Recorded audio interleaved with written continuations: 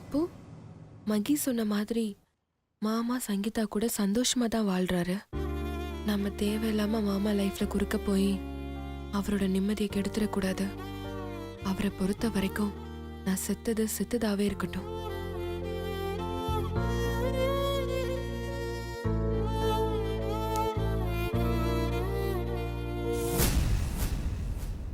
அம்மா மிக்கி பாய், எல்லாம் நல்லா போதுன்னு நினைச்சா சொதப்பிடும் போல இருக்க. அதுக்கு தான் இந்த புகழும் மக்கியும் வரக்கூடாதுன்னு சொன்னேன். நான் என்னடா பண்றது? என்னாச்சு? இல்ல, அம்மா இங்க வந்த மாதிரி இருந்துச்சு. சரி, போய் பார்த்துட்டு வா. இல்ல அம்மாவா இருந்தா என்ன பார்க்காம போயிருக்க மாட்டாங்க. சரி, நீ சாமியை கும்பிடு.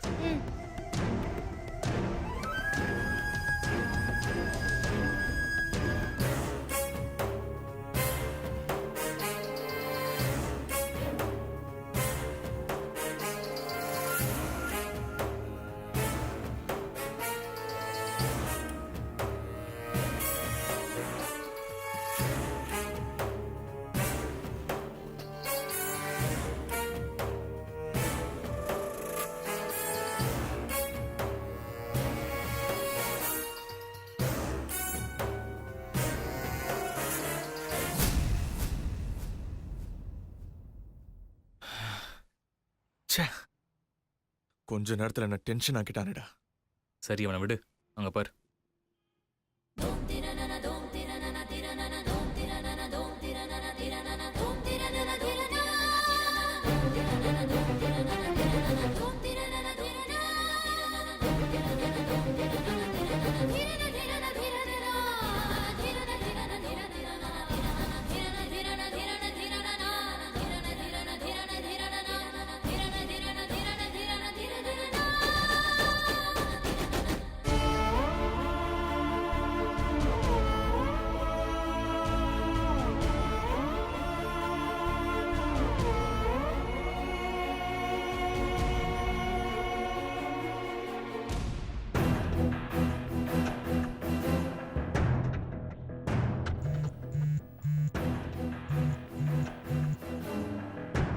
நீ அங்க இருந்து கிளம்பி சக்தி கிட்ட போய் பேசு.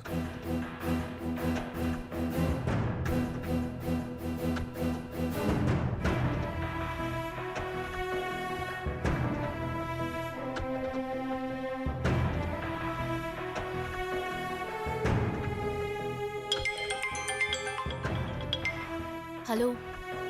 நீ அங்க இருந்து கிளம்பி சிவா கிட்ட போய் நில்லு. யா.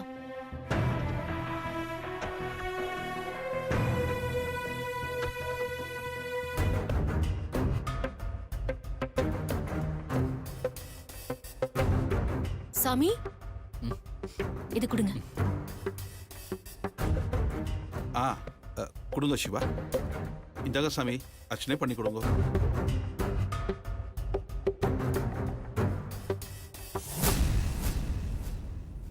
என்ன சக்தி, சிவா பாத்தியா? இப்போ குழப்பம்லாம் தீர்ந்துச்சுல? பார்த்தேன். ஆனா என்ன சிவானை பார்த்துட்டாரா? இல்ல, புகழ் தான் பார்த்து அம்மானு கூப்பிட்டான். ஐயோ, அப்புறம் என்னாச்சு? நான் மறைஞ்சுக்கிட்டேன். புகழும் அம்மாவா இருந்தா என்னை பார்க்காம போக மாட்டாங்கன்னு சொல்லிட்டான். அதனால எந்த பிரச்சனையும் இல்லை. சரி, முதல்ல இங்கேருந்து கிளம்பலாம் வா. ஆமா மகி, இனிமே எனக்கு இங்க எந்த வேலையும் இல்லை. மாமாவும் சங்கீதாவும் சந்தோஷமா இருக்காங்க. அவங்க லைஃப்ல என்னால எந்த பிரச்சனையும் வந்துடக்கூடாது. மாமா சந்தோஷமா இருக்கணும். வா போலாம். சக்தி, புகழ மாமா கூட்டிட்டு வந்து விட்டுருவாரு. வீட்டுக்கா? ஆனா மாமா வரும்போது நான் வீட்டுல இருக்க மாட்டேன். நீதான் அவரை சமாளிக்கணும். மாமா போனதும் ஃபோன் பண்ணு, அதுக்கப்புறம் நான் வரேன். சரி சக்தி. சரி மகி, நீ கிளம்பு, நான் கார்ல வந்துடுறேன். சரி.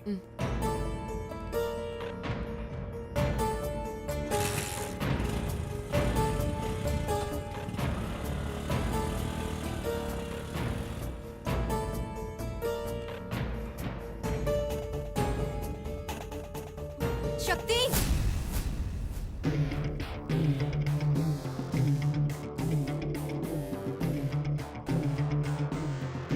ஒரு நிமிஷம் சக்தி.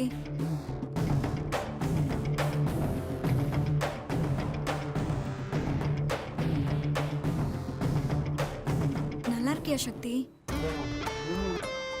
நீ உயிரோட தான் இருக்கியா? நாங்கெல்லாம் நீ செத்துட்டான்னு நினைச்சிட்டு இருக்கோம் சக்தி. தூரமா இருந்தாலும் உன்னை உயிரோட பார்த்ததுல எனக்கு ரொம்ப சந்தோஷமா இருக்கு சக்தி.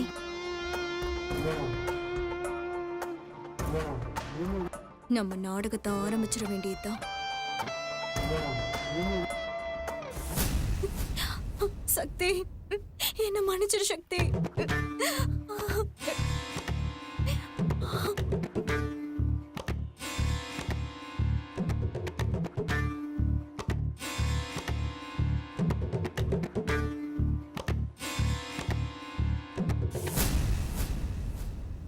உன்கிட்ட மன்னிப்பு கேட்க நான் கால்ல விழலடி. உன் வாழ்க்கைய மறுபடியும் பாழாக்க தான் விழுந்திருக்கேன்.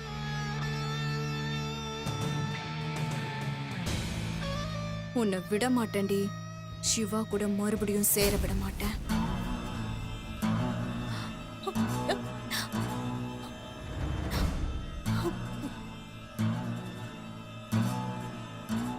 சக்தி, நீ என்ன தொடக்கூடாதுன்னு எனக்கு தெரியும் சக்தி.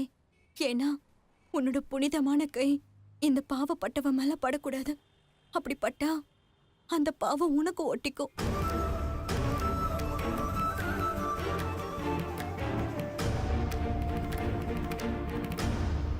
சிவா என்கிட்ட ரொம்ப பிரியமா இருக்காரு. அதுக்கு அடையாளமா என் வயித்துல அவர் குழந்தை வளருது.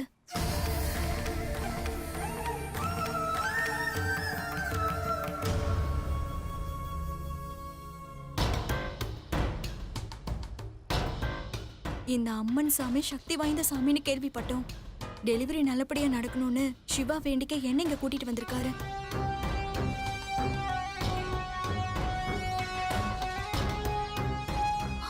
இந்த நேரத்துல சிவா உன்னை பார்த்தாருன்னா அவர் என்ன ஆடியோட வெறுத்துருவாரு. அதுக்கப்புறம் நானும் என் குழந்தையும் நடு தெருவுல தான் நிக்கணும்.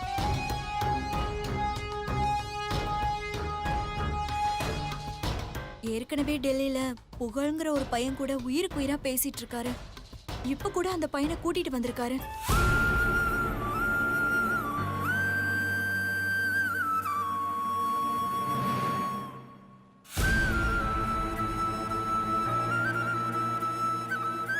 தான் குழந்தை மேல அக்கறை காட்டாம அந்த பையன் மேல அக்கறை காட்டுறது பார்த்தா எனக்கு ரொம்ப பயமா இருக்கு சக்தி. இதுல உன்னை பார்த்தாருன்னா அவ்வளவுதான். சுத்தமா என்னையும் என் புள்ளையும் ஒரே அடியா ஒதுக்கி வச்சிருவாரு.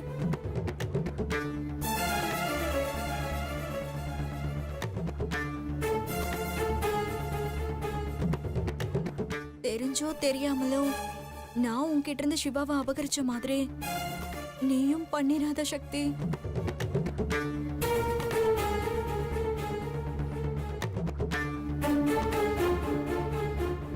இப்போ நான் வாழ்ந்துட்டு இருக்கிற இந்த வாழ்க்கை நீ போட்ட பிச்சை சக்தி. நான் இந்த வாழ்க்கையை அடைஞ்ச விதம் வேணா தப்பா இருக்கலாம். ஆனா நான் இப்ப வாழ்ற வாழ்க்கை எந்த விதத்திலயும் தப்பான வாழ்க்கை இல்ல சக்தி.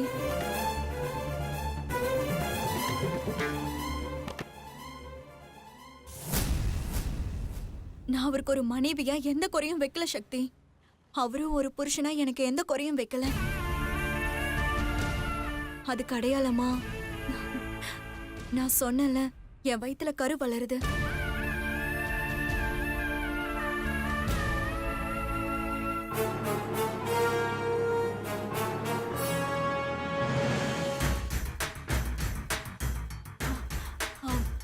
பாக்குற பொண்ணுங்கெல்லாம் சிவா மாதிரி ஒரு புருஷன் கிடைக்க மாட்டானான்னு கேங்குற மாதிரிதான் என்னையும் என் வயித்துல வளர்ற குழந்தையும் சிவா பாத்துக்கிறாரு. என்ன அவரு சங்கீதாவா பார்க்கல, அவரோட சக்தியா பாக்குறாரு.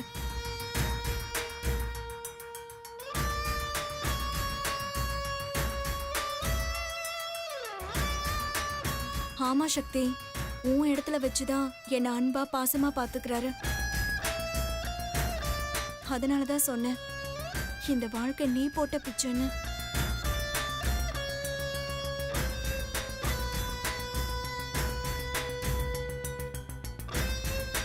சக்தி, எனக்கு ஒரு உதவி பண்ணுவியா?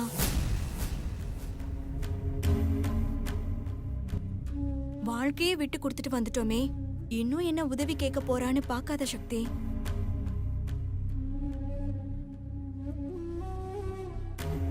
இப்போ நீ செய்யற உதவியில தான் இனிமே நான் சிவா கூட வாழ போற வாழ்க்கையும் சிவாவோட சந்தோஷமும் இருக்கு.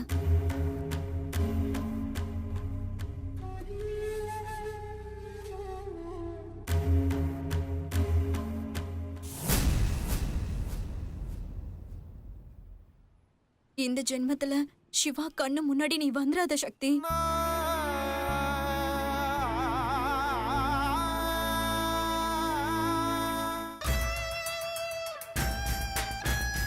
சக்தி, உன் கூட வாழ்றதா நினைச்சுதான் சிவா என் கூட வாழ்ந்துட்டு இருக்காரு.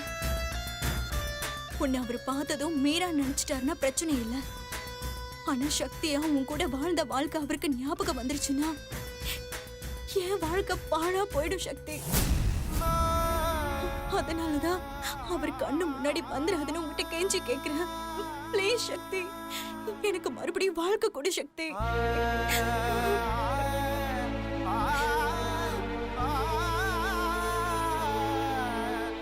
ப்ளீஸ் சக்தி. நீ பயப்படுற மாதிரிலாம் எதுவும் நடக்காது. கவலைப்படாம போ, நான் பாத்துக்கிறேன். நீ மாமா கண்ணில் நான் படமாட்டேன். நீ என்ன நம்பலாம். நான் யாருக்கும் நம்பிக்கை துரோகம் பண்ண மாட்டேன்.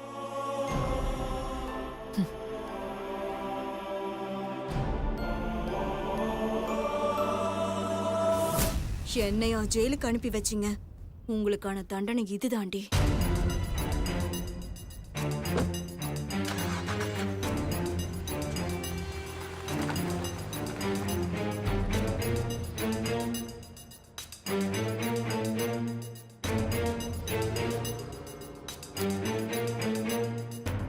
அங்க பாரு. வெரி குட், செம்ம பெர்ஃபார்மன்ஸ். கூடிய சீக்கிரம் உன்னை ஹீரோயினா வச்சு படம் எடுக்கிறேன். சீக்கிரமே அதுக்கான அனௌன்ஸ்மெண்ட்டும் வரும். Thank you sir, thank you very much. டேய், நீ சங்கீதாவை கூப்பிட்டு கெஸ்ட் ஹவுஸ் போயிடு. ஈவினிங் ஃப்ளைட்டுக்கு டிக்கெட் போட்டு சென்னைக்கு அனுப்பிடு. ஓகேடா. ம்.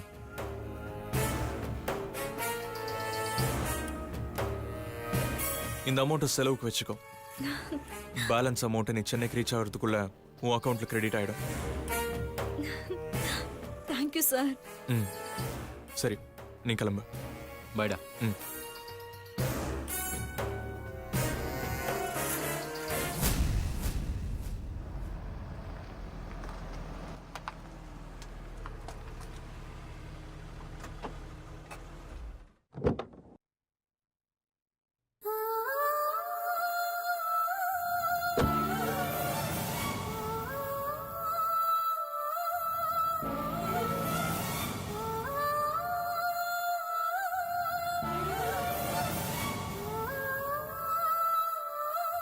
நான் அவருக்கு ஒரு மனைவியா எந்த குறையும் வைக்கல சக்தி.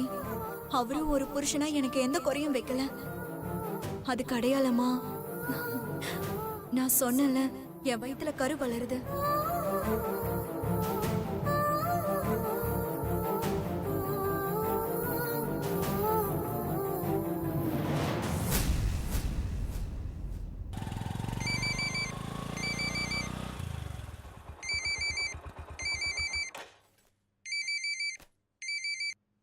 ஹலோ, சொல்லு சக்தி.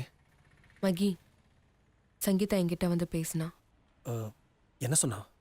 அவ லைஃப் என்னால டிஸ்டர்ப் ஆயிடுமோன்னு பயப்படுறா. என்ன சக்தி, அது உன் லைஃப். ம், இப்போ அது அவளோட லைஃப். சக்தி, எனக்கு மாமாவோட சந்தோஷம் தான் முக்கியம் மகி. என்ன சக்தி? சரி, நீ நேரில் வா, நம்ம பேசுவோம். ம்.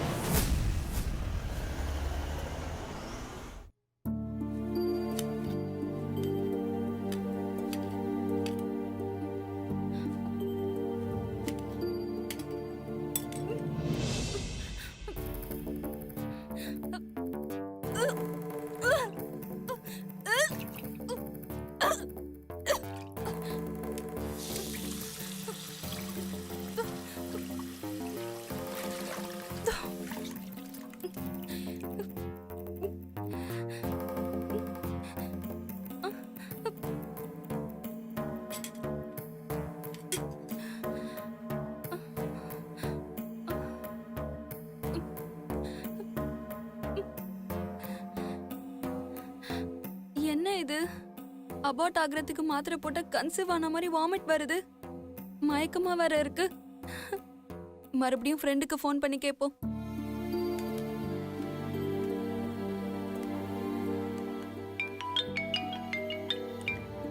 சொல்லுடி அனு. ஏய், எனக்கு என்னமோ டவுட்டா இருக்குடி. ஏய், ஃபோன் பண்ணி டவுட்டா இருக்குன்னு சொன்னா என்னடி அர்த்தம்? முதல்ல என்ன டவுட்னு சொல்லு. அபார்ட் பண்றதுக்கு டேப்லெட் போட்டா வாந்தியும் மயக்கமா வருதுடி. அது எப்படிடி வரும்? எனக்கு வருதே, இப்ப நான் என்ன பண்றது? அனு, நீ முதல்ல பார்த்த டாக்டரே இப்ப போய் பாரு. இப்போலாம் ஏதேதோ புது டிசீஸ்லாம் வருது. நமக்கு ரெகுலரா வர நோய்க்கான சிம்டம்ஸ் தான் புது டிசீஸ்க்கான அறிகுறியா சொல்றாங்க. சோ நீ இப்ப எதையும் யோசிக்காம டாக்டரை போய் பாரு. ஹாஸ்பிட்டலுக்கு போ. ம், சரிடி.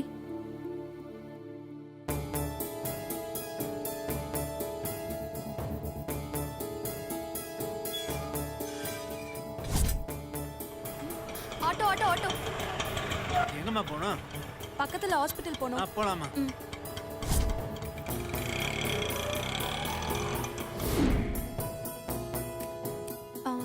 Excuse me. எஸ், சொல்லுங்க மேடம். டாக்டரை பார்க்கணும். டாக்டர் இல்லையா? அவங்க ஆபரேஷன் தியேட்டர்ல இருக்காங்க. இப்போ அவங்கள பார்க்க முடியாது. ஓ, நான் அவங்கள இமீடியட்டா பார்க்கணுமே. அவசரம்னா வேற கைனகாலஜிஸ்ட் டாக்டர் இருக்காங்க. அவங்கள பாக்குறீங்களா? சரி, ஓகே. ம், வாங்க. ம். இந்தாங்க, இந்த மாத்திரை கரெக்டா போடுங்க. ஓகே ம், டாக்டர். போயிட்டு வாங்க.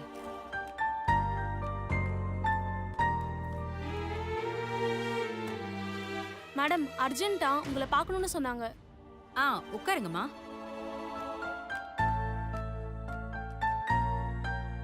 சொல்லுங்கம்மா, என்ன விஷயம்? டாக்டர், எனக்கு நாள் தள்ளி போயிடுச்சு. நான் கன்சீவா இருப்பணுன்ற டவுட்ல செக் பண்ணி பார்த்தேன். பாசிட்டிவ்னு வந்துச்சு. எங்களுக்கு இப்ப குழந்தை வேணான்னு கலைக்கலான்னு முடிவு பண்ணி டாக்டர் கிட்ட கன்சல்ட் பண்ணேன். அவங்க கருவை கலைக்கிறதுக்காக மாத்திரை எல்லாம் கொடுத்தாங்க. அதை சாப்பிட்டா கரு கலைஞ்சிரும்னு சொன்னாங்க. ஆனா இப்ப கன்சீவா இருக்கிற மாதிரியே மயக்கம் வாந்தி எல்லாம் வருது டாக்டர். அதான் செக் பண்ணிட்டு போலான்னு வந்தேன். சரி, நீங்க எடுத்துக்கிற டேப்லெட்ஸ் எல்லாம் கொண்டு வந்திருக்கீங்களா? கொண்டு வந்திருக்கேன் டாக்டர். சரி, காட்டுங்க.